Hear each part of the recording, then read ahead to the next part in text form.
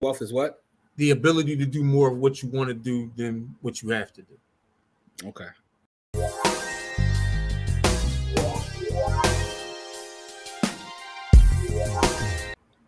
What's up, people? Welcome to this episode of the Buy the Hood podcast or webcast, because I don't know how you're consuming this content. I'm your host as always. My name is Jimmy, and as we start off every show, that is with gratitude. I want to say thank you to anyone and everyone who supports what we got going on. Special shout out to students from Buy the Hood University, as well as the Buy the Hood Ownership Camp, the youth there, as well as our private MDC strategy membership group. Shout out to everybody there as well. I got my partner in crime, Core. Core, what's up, good brother? What's good, man? Every day above ground's a good day, so let's go get it. Yes, sir. Yes, sir. And as you know, this is our podcast, our new format podcast. My brother's back in the building with me, and, we found something that we're going to talk about. We're going to talk about wealth, right? What does wealth mean to you? So I'm going to start it off with the question that I want you guys to answer in the comments, or if you're listening to this on the audio, shoot us a message. What does wealth mean to you, right? Is wealth a number, right? Or does wealth mean something completely separate? This conversation sparked from an article we saw on Marketwatch, which I'll share with you in a second. I'll make sure to put the link to the article within the show notes as well as the description here on YouTube. But, Core, let me start with you, bro. Before I even talk about the article, what does wealth mean to you? Depends. So, depends on when you ask me, right?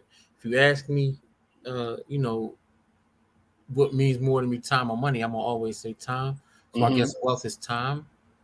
But money is a way to buy time. So it's both, right? It's time and money. I'm going, that sounds like a weird way to put it, but it is. It's the ability to buy time.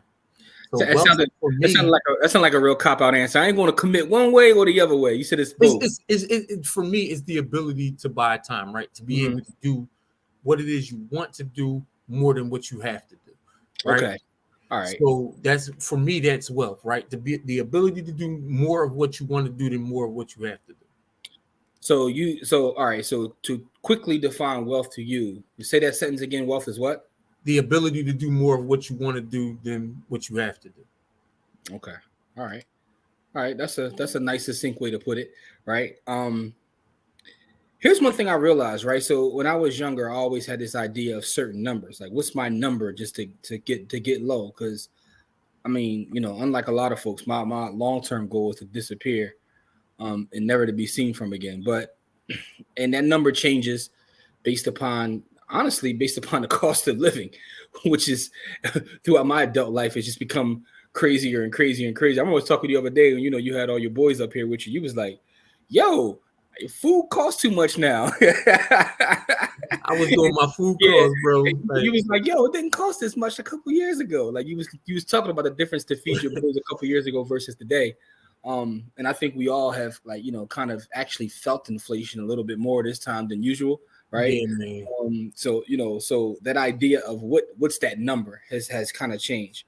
But one thing I do want to put on the record though, right. So I think that the idea of wealth is personal, right? I don't think there's one way to define wealth. I think everybody has to define wealth in their own way. That's kind of what my opinion is. But with that being said, let's talk about this article from MarketWatch, and let's kind of give our opinion on what's being said here. So, and again, I'll put the link to this article within the show notes as well as the description. And the article says, who do Americans consider wealthy? Plain old millionaires just don't cut it anymore, right? So it says Americans' perception of wealth has shifted over the past several years, according to a new survey done by Charles Schwab. So what does it take to be considered wealthy in the U.S.? Well, a cool million isn't enough these days. You need twice that and then some. Americans say it takes $2.2 million to qualify as wealthy, according to this survey. Charles Schwab started doing a survey back in 2017. Back then, people said it was 2.4. In 2020, the answer was 2.6. Interestingly, in 2021, probably because of the pandemic, people say, 1.9. But the fact of the matter is, according to this article, that kind of cash is out of reach for most Americans. Nearly half of those surveyed, 48%, said they felt wealthy, according to the survey. And the average net worth of the people who said they felt wealthy was $560,000. So people who have a net worth of 560 said they kind of felt wealthy. Another thing interesting about this isn't broken down by any socioeconomic type thing in terms of race, but if you did do that, we know where we stand in terms of net worth. So that's a whole other way to look at this article. But getting back to the article, it talks about how Americans' perception of wealth has shifted, and what it means to be wealthy. These days, people appear to be putting less emphasis on the contents of their wallet and more on the contents of their heart, according to previous versions of the same survey, right? And we talked about this before we came on, about how the new generation looks at wealth versus our generation or previous generation. So I know that we talked about millennials, but just to give you a little bit of data on that, younger respondents were more likely to report feeling wealthy. 57% of millennials and 46% of Generation Z said they felt wealthy versus 41% of Gen X and 41% of baby boomers. And it says Americans today aren't worried about keeping up with the Joneses, and more importantly, they understand that they can be happier with fulfilling experiences and relationships, even if they have less money than them. So that's interesting right there too. Like the younger generation is kind of like not even looking at the world the same. So I mean, I know why. so a lot of it is because they're kind of forced to, right? Yeah. So U.S. households, it says, struggle with higher prices due to inflation, increasing credit card debt, and incomes that don't always cover bills, right? So it's almost like they're forced to kind of have this feeling, which is also sad when you look at it that way, because now it looks like this next generation won't have the amount of resources that previous generations have. I read another article outside of this that talked about the amount of boomers retiring now is affecting the ability for millennials to purchase homes, because they're pushing the price up to a point where they can't afford to buy homes. Anyway, but also says that households have seen their net worths expand this year, rising 2% in the first 3 months of the year to $148.8 trillion. And that's according to the Federal Reserve's Flow of Funds report. However, that's still below the all-time record of $152.6 trillion in early 2022, when we were receiving aid from the government. So it's bird gang money. What you call it? The government money, bird gang money? Bird gang money.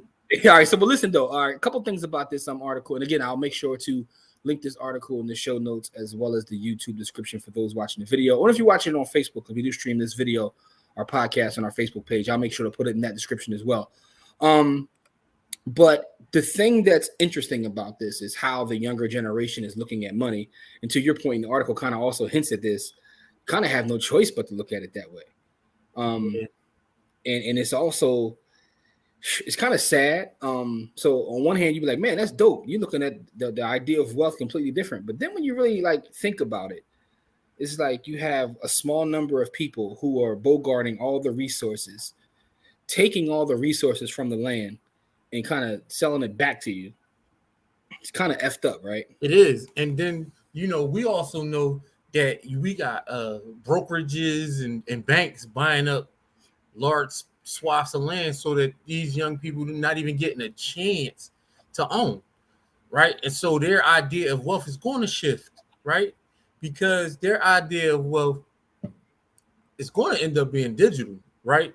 It ain't going to be, it's not going to end up being real property or real estate. It's going to end up being digital, because they're not going to be able to own the real property and real estate because of the shift in landscape. And so what was the World Economic Forum that I think the Danish guy said one time? He said, what was that quote? You'll own nothing and be happy, right? That's nutty block.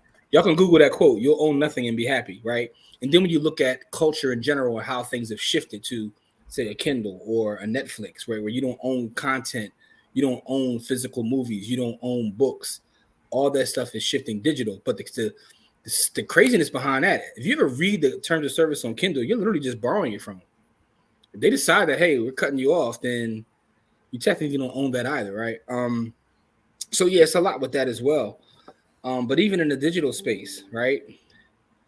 this is what's crazy. I know a lot of my crypto folks be like, "Oh, we gonna own everything in the digital land." Like, you really don't own that either, though, right? Because all that stuff has to run on servers, which sits on land, which sits on this. Like, they've kind of tricked us into believing we have to go live in another world because they've already gobbled up everything in the real world.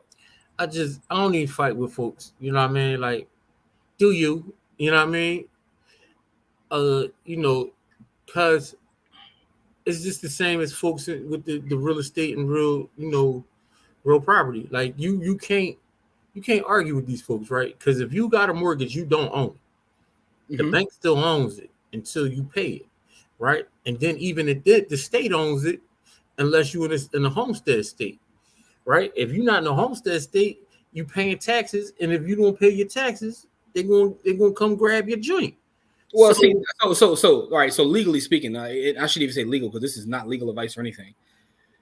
And I know people like to say that because you have to pay a mortgage. You own the property, but you have a loan which is secured by said property. Yeah, there's no difference than going to have any sort of thing and getting a loan against it with your. Listen, I'm not fighting against it. What I'm saying is it's the same thing in the digital space. It's the same thing, right? You own it. You know what I mean? But those you don't own those servers. You don't own any of the things that connect you to it. And so if those people cut that off, you lose that whatever to it. No, that's absolutely true, right? So what I'm saying is, you know, ownership is fleeting. It's an ideal that should not be dismissed, but you have to look at it for really what it is. If the government the government decides, like, the government decides who is rich and who is poor, right? Because the laws decide who's rich and who's poor. You know what I mean? Like, a lot of people don't understand that. They don't understand that correlation between government power and wealth, right? Yeah, so because a lot of the biggest companies you saw got their start from government money. You know what I mean? Like, Tesla still makes a majority of their money off of government, but no one wants to talk about that. But yeah, that's all the video. But let me say this though. It's funny because a lot of my folks who are Bitcoiners, they like to always talk about Bitcoin is the only true form of ownership because of some of the things that you said, and that's kind of the argument they have about taxation, about control. Because even when it comes to the stock market, like, you know, you have these assets and you have you're getting money from these assets, but you don't technically control that, right? You shut the brokers down. Dead Prez has a song. It's called "What If the Lights Go Out," right? Oh. And I always listen to that underrated group.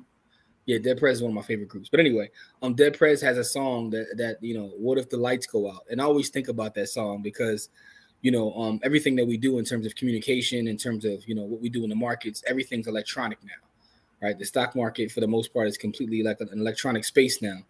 But what if the lights go out? Are you prepared, like, to take care of your family that way?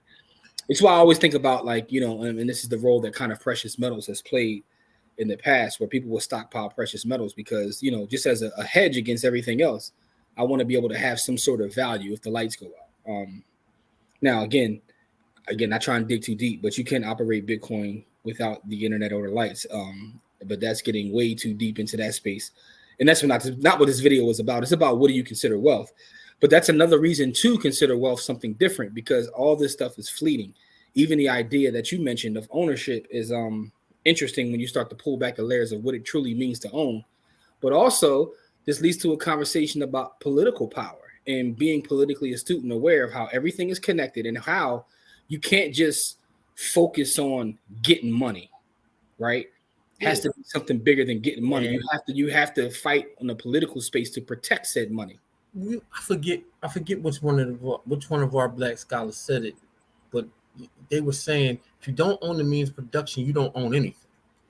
Yeah, I think about that often, dog. All these quote unquote billionaires and folks out there, and we don't have any sort of infrastructure. Yeah, so the means of production is the thing that you have to own, right?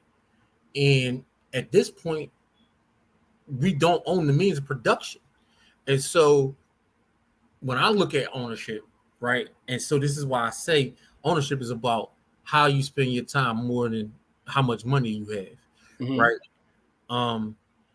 Because, I mean, specifically, and you don't own the means of production to anything. Yeah, excuse me. And so if you don't own the means of production and you don't own the military force to take said means of production, yeah, you are at the mercy of the people who are making the law. You know what I mean? Now we have, quote unquote, a system where that, you know, where we can vote and do all these other things, but the government is an entity that is built to protect itself. Yes. From all you know, from everything, foreign and domestic.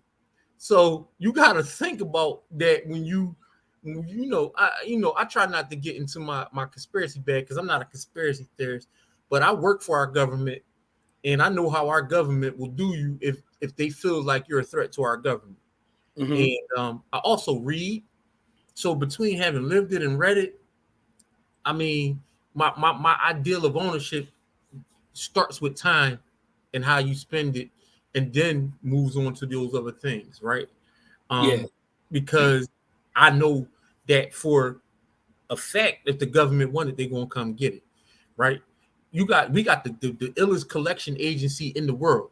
The IRS is the illest. And when I say the illest, if they want it, they getting it. Listen, they're the only people I'm scared to have beef with. I don't want no smoke. The IRS is the illest collection agency on the planet, and they coming for hell if they want it. So they also had a power to take your time from you if they deem that your taxes aren't being paid properly. So, you know, when you talk about ownership, what do you really want to own? Do you really want to own the things or the time? You know what I mean? Like, do you, so your idea of wealth might be built around, that's why these younger people, they're, you know, they got game that we ain't never had. You know what I mean? And so it's almost like they're forced into it, but I think they kind of have figured out the cheat code, because again, they have no other choice, right? So I'm not saying like it's a good thing, but I think I was reading a book. It was Seneca. I'm trying to think of the exact quote. It said, if you don't regard what you have as enough, you'll never be happy, even if you rule the entire world. Yep. Right. And his point is, there are certain people who operate in this world where you never have enough. Right? With the philosophy books. No, Doug, I read a lot about Stoicism because certain things just interest me. So when you said Seneca, I was like, "Oh, Jim getting his bag." no, but I read a lot about Stoicism. I read about minimalism. I read about like even the FIRE community, and yes, minimalism. Yeah, look, some of that stuff overlaps. Is what I'm saying. The point I'm making is some of that stuff overlaps, right? So, but a lot of it is about, because it kind of goes to what I've spent my adult life studying, which is value, specifically real estate value for me. But then as I was introduced to Bitcoin, it's like the value of Bitcoin, just the idea of what value is. And then you get into a bag where you start to realize that that's why I said in the beginning, it's up to the person. Certain people just value different things. You know, we talked earlier today about like how crazy this year has been, how many folks that you know, loved ones you've lost. I've been to more funerals this year than I've probably been in the last 3 years. And I've mentioned this before, like a Friday show. Like, it's interesting because when people are having their eulogies, you never hear anyone talk about how much money they had. And I know folks that have money that pass away, and no one talks about how much money they have, right? They talk about the other things, about how they were able to affect other people. And as I, you know, sitting in the various funerals, I'm sitting there, I always sit back and just think about what's being said about this person's life as they're telling their story. And I'm like, it occurred to me, that's the real wealth, right? Yeah. When you have people that can get up when you're no longer here and talk about how you've impacted them, that's real wealth. So it's like that stuff is important, but the thing is, you know, this is still a fight for resources at the end of the day. For sure. Right. So at the end of the day, that's why I went to talking about that earlier. Yeah. Having been in our government and see what they do to fight for resources around the world, because that's really what this fight is about. It's about controlling the means of production and the resources of the world. Right. Yeah. And also it's about folks who feel like they know how, like when you look at what leadership is, they feel like they can tell you how to live your life better than you can your own. Right? Because think about this world, right? And this is the one thing that the pandemic showed me, I think probably more than any other time in my life, is how all this stuff is being held together with like duct tape. how everything could just go at one moment. Like when we were in the pandemic, you know, folks was wearing masks, and then it was the argument about the jab. Then it was like folks in the street fighting and protesting. I'm like, yo, then you had January 6th. It's like all this stuff is being held together by duct tape. But this is why they feel like they have to have some semblance of control. Because if everybody woke up one day and realized who the real enemies were, this whole place would be, you know, turned different. And not trying to get too deep into my conspiracy bag. I'm also not a conspiracy theorist. But don't get me wrong, I love a good conspiracy theory because I think they make the world interesting. But, you know, so the idea of wealth, which is what this conversation is about, to me is really a personal thing, more so than a number. There's two things I know about stuff. One, you need money to acquire it. And two, if you can't protect it, it ain't yours. Super fact. Like this is the facts of life are if you can't protect it, it's not yours. Super facts. So like I learned that in two places. I learned that on the streets and I learned that in the military, because there are countries with vast amounts of resources, but they can't protect them. And so all these other places come and take those resources and do whatever they want with them. And so to control the means of production, you know, that's what imperialism was about. I was just watching a video of Boris Kodjoe. He was on Ebro show on Hot 97, but he was having a conversation about countries in Africa and how France just basically just runs through them, and they put these rules in place where they have to use, like, you know, the franc or whatever the French dollar is, that the France don't even use it no more. They force them to use it, and they force them to give them their in a currency that no longer exists. This is not a direct quote because I don't remember his exact language, but the idea of what he was talking about is how France is still bullying certain countries in Africa to this day and forcing them to hand over resources. And if they don't, they take away this, like, you know, millions of dollars of aid that they get, which is how they function. So but the thing is, they wouldn't need the millions of dollars in aid. Exactly. So it's the whole thing. And you know who France's big brother is, which is how they keep control, which is, you know, this country. So because the only reason countries in Europe F with the United States is because the United States got the big brother military, and then everybody else, you know, that's why when we vote, they vote with us. You know, that's why when they move, when we move, they move. You know what I mean? Just like that. Just like that. Listen, I thought of DMX when you said that. Like, you know, at the end of the day, I was thinking more about Ludacris. No, when DMX said, and what? You can't beat me, right? So all the stuff you talk, but you can't beat me. So yeah, pretty much. You can have whatever you have, you can do whatever you do, but at the end of the day, you can't beat me. So the United States say get down and lay down more than anybody. Yeah, they literally, and it's the only country with "I will bomb your country" on their resume. Literally, said it's on their resume. That's on. No other country has that on their resume. Other countries have invasions and all kinds of crazy stuff on their resume. We have "we'll drop a nuclear bomb on you" on our resume. All right, let's chill, because, you know, we already get you know, they be. I'm just saying. No, but you're right. No, I'm not disagreeing with you at all. Hey, listen, bro. You can talk all the smack you want. The reason why there was a nuclear arms race is because the United States has that on their resume.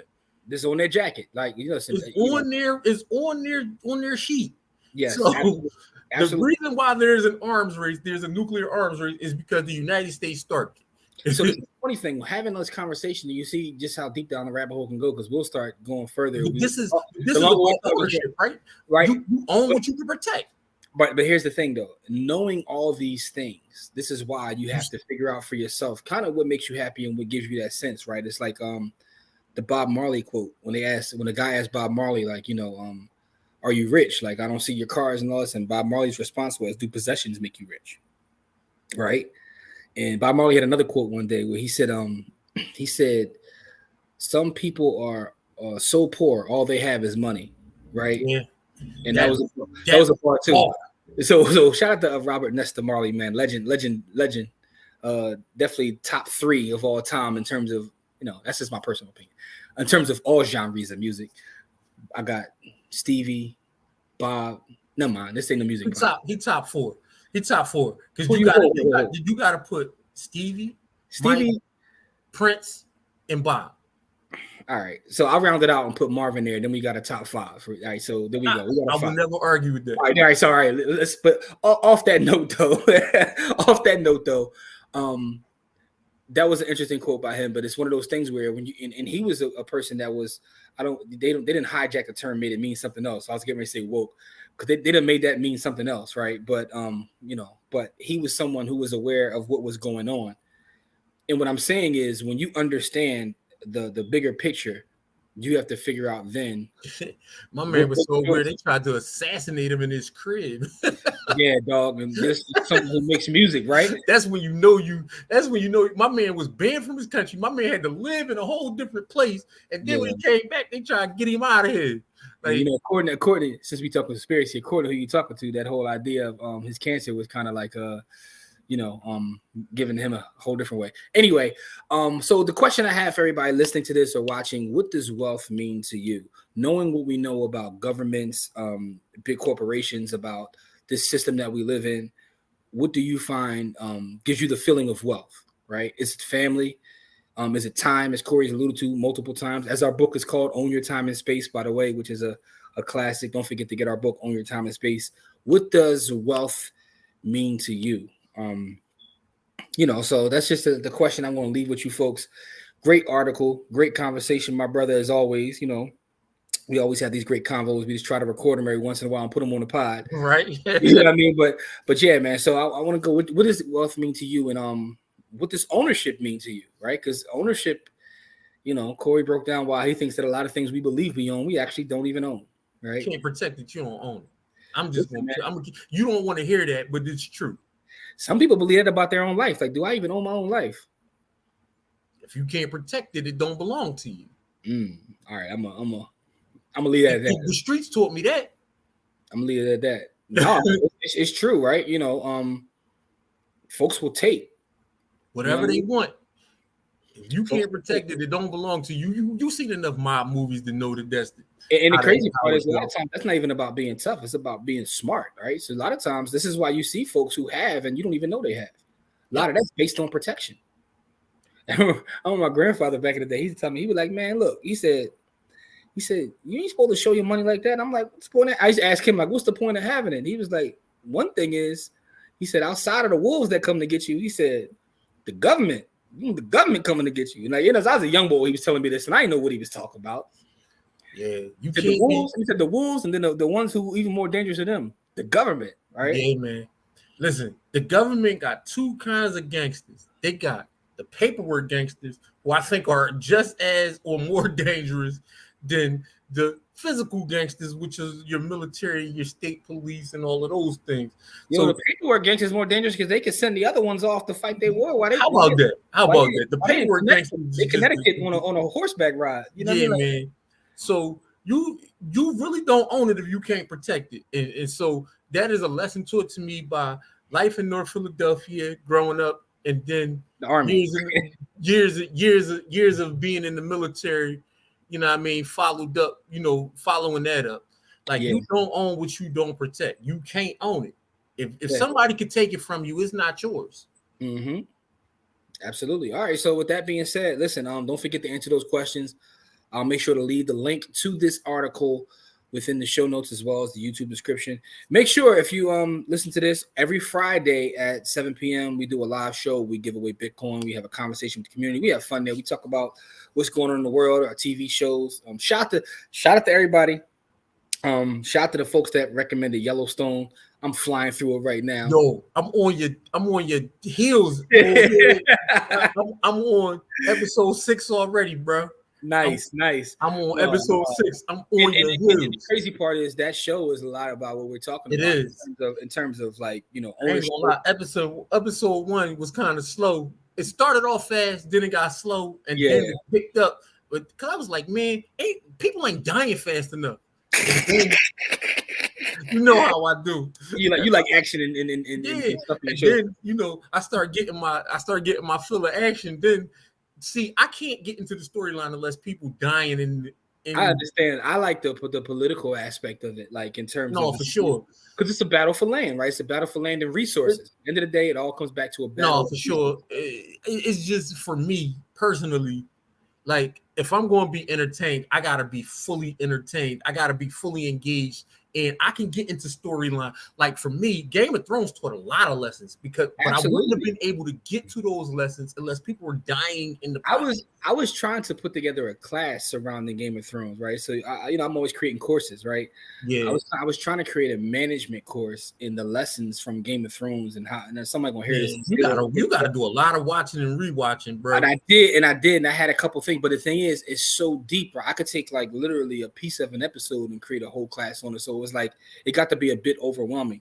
But I was shouting out because I wasn't, we wasn't in the Yellowstone. Someone told me, but it's a great show in terms of for sure. Even what we're talking about now in terms of resources and ownership, it's all within that. Yeah. So that's if you want to watch a show about land rights and property rights and fighting for space, that's the show that you want to watch. Yeah, man. So with that being said, man, ladies and gentlemen, we appreciate all the support. This weekend, I'll be in AC speaking at the Black Excellence Conference. So for those that can make it out there, make sure you pull up.